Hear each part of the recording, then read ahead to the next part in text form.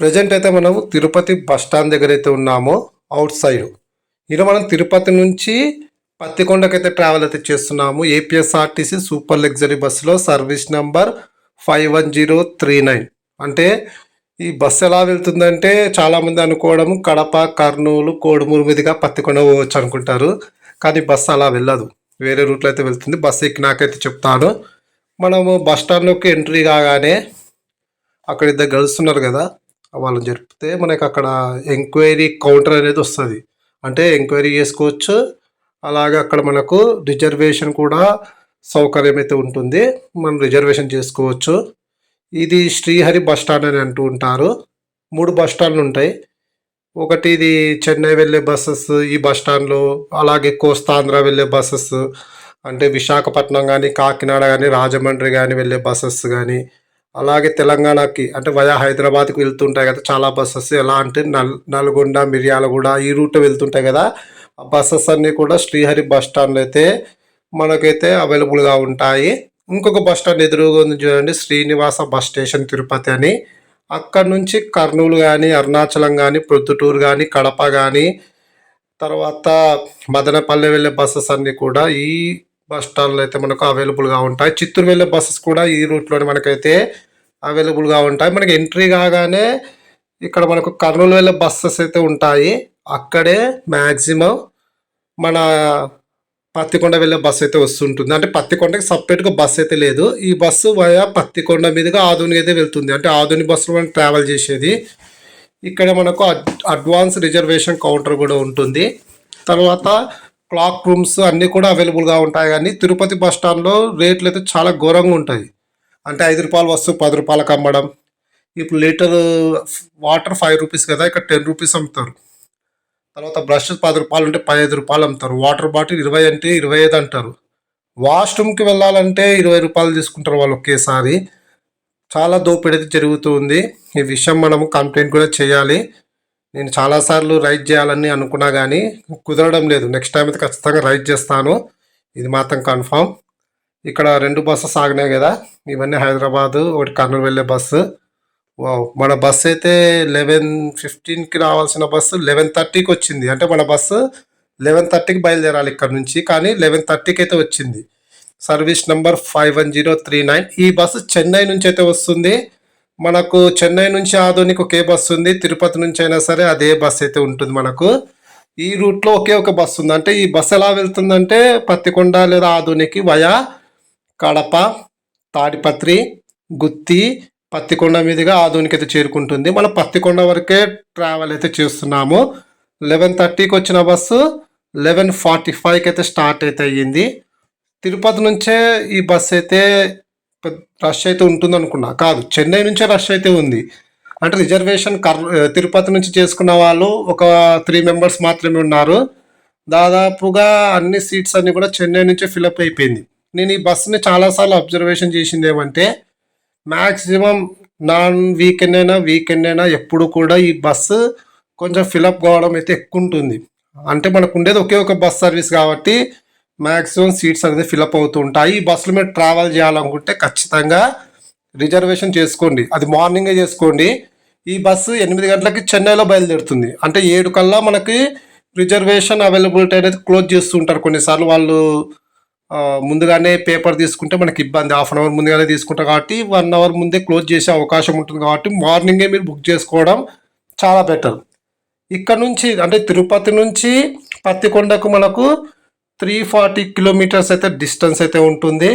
Ticket price చూసుకున్నట్లయితే నేను అభి బస్సులో బుక్ చేసుకున్నా. అభి బస్సులో బుక్ చేసుకుంటే 655 రూపాయలు అయితే పడింది. నేను ఎంక్వైరీలో వెళ్ళి అడిగితే, అంటే మనకు అఫీషియల్ కౌంటర్ ఉంటుంది కదా, అక్కడ వెళ్ళి అడిగితే 625 రూపాయలు మాత్రమే ఉంది. అంటే అభి బస్సులో మనకు 30 రూపాయలు అయితే ఎక్స్ట్రా అయితే ఛార్జ్ అయితే చేసినాడు. ఏమంటే ఇంకా వాళ్ళ సర్వీస్ ఛార్జెస్ అవి ఉంటాయి కాబట్టి మనం కూడా ఏం అడగడానికి అయితే ఉండదు. ఒకవేళ మీకు బస్ స్టాండ్ దగ్గర అయితే మీరు అఫీషియల్ కౌంటర్లో కానీ అఫీషియల్ వెబ్సైట్ ఉంటుంది, అందులో కూడా బుక్ చేసుకోవడానికి అయితే ట్రై అయితే చేయండి. ఓవరాల్గా బస్ అయితే చాలా బాగుంది, నీట్నెస్ అయితే చాలా బాగుంది, బస్ మెయింటెనెన్స్ బాగుంది, స్పీడ్ కూడా చాలా బాగా మెయింటైన్ చేస్తుంటాడు. అంటే ఇప్పుడు ఒక 20 మినిట్స్ అలా డిలే ఉంది కదా, అయినా మనకైతే నో ప్రాబ్లం. ఇంకొకటి మీరు ప్రైవేట్ ట్రావెల్‌లో అంటే ప్రైవేట్ ట్రావెల్స్ బసెస్ ఏమైనా ఉంటే ట్రావెల్ చేయొచ్చు గదా! ఇంత ఇబ్బంది ఎందుకని అనుకోవచ్చు. కానీ మనకు తిరుపతి నుంచి వయా పత్తికొండ, తాడిపత్రి మీదుగా ఆదోనికి వెళ్ళే బసెస్ ప్రైవేట్ బసెస్ కూడా ఏవి కూడా అవైలబుల్‌గా లేవు. అన్నీ కూడా కర్నూలు మీదుగైతే వెళ్ళే బసెసే. మనకు ఈ బస్ తప్ప వేరే ఆప్షన్ కూడా లేదు. నైట్ టైమ్ అంటే మిడ్‌నైట్ 11:50 అయితుంది. చూడండి ఆ స్తంభం, అది బ్రిడ్జ్ చూడండి ఎక్స్ట్రాడినరీగా ఉంటుంది. వ్యూ అయితే చాలా బాగుంటుంది. మోస్ట్ హ్యాపెనింగ్ ప్లేస్ అని కూడా చెప్పుకోవచ్చు తిరుపతిలోది ఇది. ఈ బస్ స్టాండ్ చుట్టుపక్కల, ఈ బస్ స్టాండ్ నుంచి రైల్వే స్టేషన్ ఈ వెళ్ళే మార్గంలో మనకు అన్ని దొరుకుతూ ఉంటాయి. పక్కన మనకు రైట్ సైడ్ చూసుకుంటే శ్రీనివాసం కాంప్లెక్స్ అయితే ఉంటుంది. ఇక్కడ నుంచి ఫస్ట్ స్టాప్ మనకు కడప అయితే ఉంటుంది. 142 కిలోమీటర్స్ నాన్ స్టాప్గా అయితే ట్రావెల్ అయితే చేయాలి. మీరు ఒకవేళ టికెట్ అంటే అడ్వాన్స్ రిజర్వేషన్ లేకుండా బస్ స్టాండ్లో బస్ వచ్చిన వెంటనే ఎక్కి అందులో టికెట్ తీసుకుంటే మనకు టికెట్ ప్రైస్ కేవలం 590 రూపాయలు మాత్రమే పడుతుంది. కానీ మీరు గమనించాల్సిన విషయం ఏమిటంటే సీట్లు దొరకడం అనేది మీ లక్ పైన ఆధారపడి ఉంటుంది. ఎందుకంటే మోస్ట్ ఆఫ్ ది టైం నేను ఇప్పటికీ బస్సులో ఇది 4th టైం ట్రావెల్ చేయడము. 4 సార్లు చూసినా కదా బస్సు సీట్లు అన్నీ ఫిలప్ అయిపోయినాయి. ఈరోజు ఒక్కరోజు ఒక 5 సీట్లు అయితే మిగిలినాయి. అంతలా రష్ అయితే ఉంటుంది. ఒకవేళ మీరు పత్తికొండకు కానీ ఆదోనికి కానీ ఈవెన్ తాడిపత్రికి కూడా ఈ బస్సు మాత్రమే అవైలబుల్గా ఉంది నైట్ టైం. కాబట్టి రిజర్వేషన్కే ఎక్కువ ప్రిఫర్ చేయవలసిందిగా నేనైతే కోరుతున్నాను. మళ్ళీ కడపకి ఎన్ని గంటలకు రీచ్ అవుతుందో చూద్దాము. ఈ బ్రిడ్జ్లో కొంచెం ఎంట్రీ అయ్యేటప్పుడు కొంచెం భయం వేస్తూ ఉంటుంది. ఎందుకంటే చిన్న బ్రిడ్జ్ లాగా అనిపిస్తుంటుంది. బస్ కూడా చూడండి చాలా స్లోగా తీసుకుని వెళ్తాడు. ఏమన్నా ఇబ్బంది కలుగుతుందన్న ఉద్దేశంతో తిరుపతి దాటినాక బ్రిడ్జిని మనం ఖచ్చితంగా దాటాల్సి అయితే వస్తుంది. బస్ అయితే పికప్ అయితే ఎత్తుకుంది. మరి మనం ఆన్ టైంకే వెళ్తామో లేదో చూడాలి. 142 కిలోమీటర్స్ నాన్ స్టాప్ అయితే ట్రావెల్ అయితే చేయాలి. ఒకవేళ ఈ బస్సులో మీకు సీట్స్ దొరకకపోతే నిలబడి రావాల్సిన అవసరం లేదు. మీరు కర్నూలుకి రండి బెటర్గా. కర్నూలుకి వస్తే మనకు టికెట్ ప్రైస్ 610 రూపాయలు అయితే పడుతుంది. విత్ రిజర్వేషన్ 630 రూపాయలు అయితే అవుతుంది. మళ్ళీ అక్కడ నుంచి పత్తికొండ ఒక 100 రూపీస్ అయితే ఛార్జ్ అయితే పడుతుంది. అంటే సుమారుగా చూసుకుంటే మనకు 730 రూపాయలు అయితే పడుతుంది. డైరెక్ట్గా ఈ బస్ బుక్ చేసుకుంటే మీకు 100 రూపాయలు సేవ్ అయినట్టే. అది మాత్రం గుర్తుపెట్టుకోండి. తాడిపత్రి వెళ్ళే వాళ్ళైతే ఎక్కువగా బుక్ చేసుకుంటుంటారు. ఈవెన్ చెన్నై నుంచి బస్ అయితే ఎక్కువ అయితే ఫిలప్ అవుతుంటుంది. కాబట్టి మీరు ఖచ్చితంగా రిజర్వేషన్కి ప్రిఫర్ చేయండి. ఈ మాటని పదే పదే ఎందుకు చెప్తున్నా అంటే వితౌట్ రిజర్వేషన్ ఈ బస్సులో ట్రావెల్ చేయడానికి మాత్రం సాహసించకండి దయచేసి. ఓకే, డైరెక్ట్ కడపలో అయితే మీట్ అవుదాము.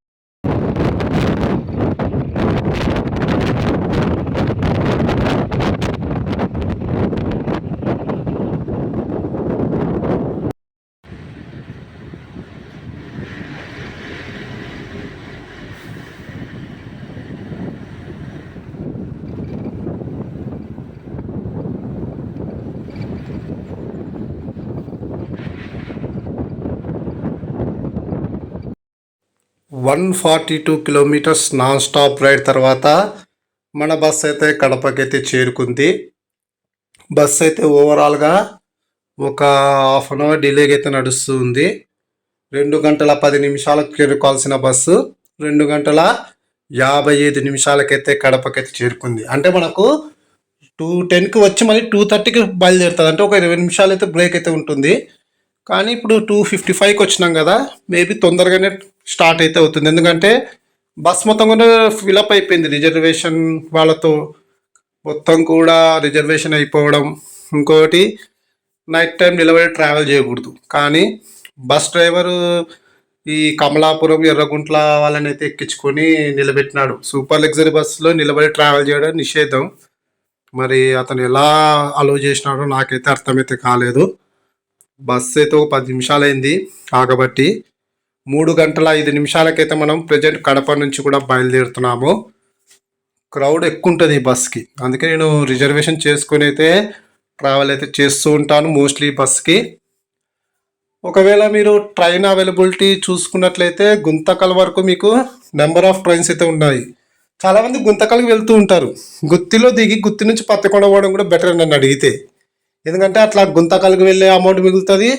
అదే అమౌంట్తో మీరు పత్తికొండ చేరుకోవచ్చు. గుత్తి నుంచి 36 కిలోమీటర్లే కదా, 60 రూపాయలు అయితే ఛార్జ్ అయితే పడుతుంది మనకు. ఓకే, బస్ అయితే పికప్ అయితే ఎత్తుకుంది. ఇక్కడ నుంచి మళ్ళీ మనము తాడిపత్రికి అయితే ట్రావెల్ అయితే చేయాలి. మధ్యలో కమలాపురము ఎర్రగుంట్ల స్టాప్ అయితే లేదు. డ్రైవర్ అయితే ఎక్కించుకున్నాడు వాళ్ళని. మా డ్రైవర్కే దిగాలి. ఇక్కడ నుంచి తాడిపత్రి 110 కిలోమీటర్లు అయితే డిస్టెన్స్ అయితే ఉంటుంది. చూద్దాం మరి.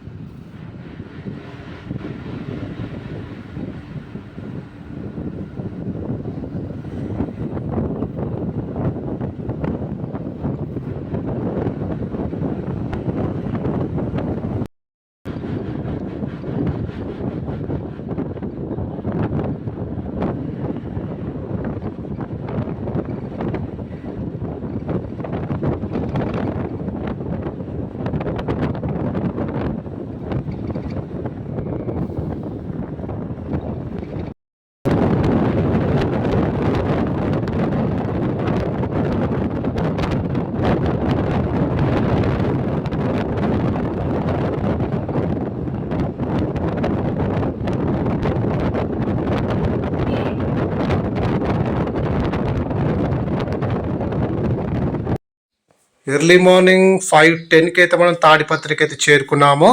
బస్ ఆన్ టైంకి అయితే వచ్చింది. ఒక హాఫ్ అన్ అవర్ డిలే ఉండే కదా, టోటల్గా అయితే కవర్ అయితే చేసేసినాడు. మోస్ట్ ఆఫ్ ది ప్యాసింజర్స్ అందరూ కూడా ఇక్కడే దిగిపోయినారు. అంటే తాడిపత్రికే ఈ బస్సు ఎక్కువ యూజ్ అవుతూ ఉన్నట్టుంది. అంటే రిజర్వేషన్ కూడా దాదాపుగా 20 మెంబర్స్ రిజర్వేషన్ చేసుకున్న వాళ్ళైతే దిగిపోయినారు. ఇంకా మధ్యలో పత్తికొండకు ఒక ముగ్గురం అయితే ఉన్నాము. గుత్తికి ఒక ఇద్దరు అయితే ఉన్నారు రిజర్వేషన్. ఆధునిక ఒక ఇద్దరు అయితే ఉన్నారు. ఇంకా డ్రైవర్స్ ఇద్దరు. మొత్తం బస్ మొత్తం ఖాళీ అయిపోయింది.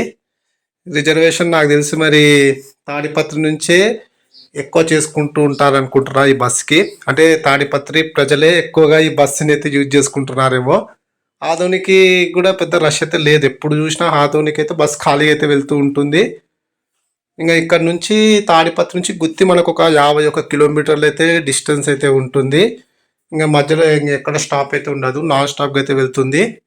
గుత్తి వెళ్ళేలోపు నాకు తెలిసి ఒక 6:20. ఇంకా నాకు తెలిసి పత్తికొండకు కూడా మనం ఆన్ టైంకి అయితే వెళ్తాము. బస్ స్పీడ్ అయితే బాగుంది. తర్వాత ఛార్జింగ్ పాయింట్లు కూడా చాలా బాగా వర్క్ చేస్తున్నాయని చూసినా కదా. ఇంకా తర్వాత గుత్తి వెళ్ళినాక మాట్లాడుకుందాము. బస్సు పికప్ అయితే బాగుంది. అంటే ఒక హాఫ్ అన్ అవర్ డిలే ఉన్నా సరే కవర్ చేసినాడు. పుష్ బ్యాక్ బాగుంది, మనకు ఎక్కడ ఇబ్బంది లేకుండా డ్రైవింగ్ అయితే ఉంది. పుష్ బ్యాక్ బాగా నచ్చింది నాకైతే. బాగా చెప్పాలంటే పుష్ బ్యాక్ బాగుంది.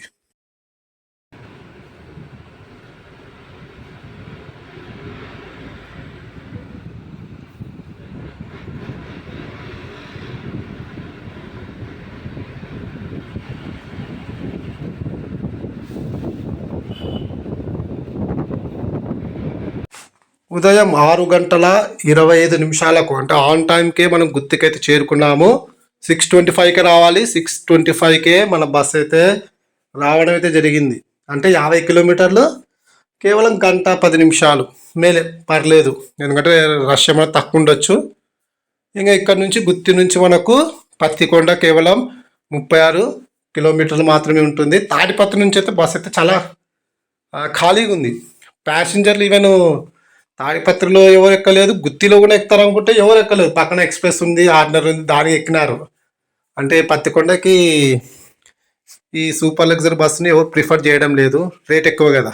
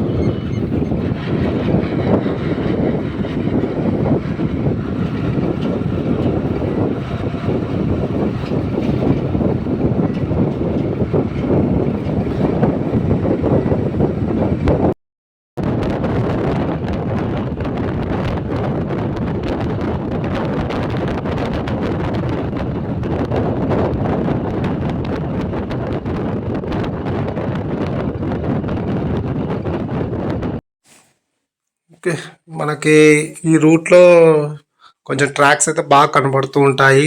తుగ్గలి ఈ సైడ్ కూడా మనకు స్టేషన్స్ ఉన్నాయనుకుంటా మోస్ట్లీ. నేనైతే తెలియదు, ఉంటుంది. తుగ్గల్ రైల్వే స్టేషన్ కూడా ఉంది. ఓకే ఓకే, ఉంది ఉంది, లేదు కాదు, ఖచ్చితంగా ఉంది. మనకి ఇంకా ఈ జొన్నగిరి సైడ్ అంతా ఈ వజ్రాలు దొరుకుతాయన్న ఉద్దేశంతో చాలామంది అయితే ఈ ప్రాంతాలను అయితే సందర్శిస్తూ ఉంటారు. ఎందుకంటే ఒక వజ్రం దొరికినా వాళ్ళ లైఫ్ చేంజ్ అవుతుంది కదా. అలా దొరికిన సంఘటనలు చాలా ఉన్నాయి. అసలు రాయలసీమలో వజ్రాలు దొరికే ప్లేస్ ఉండడం కూడా ఎంతో విశేషం అసలుకి.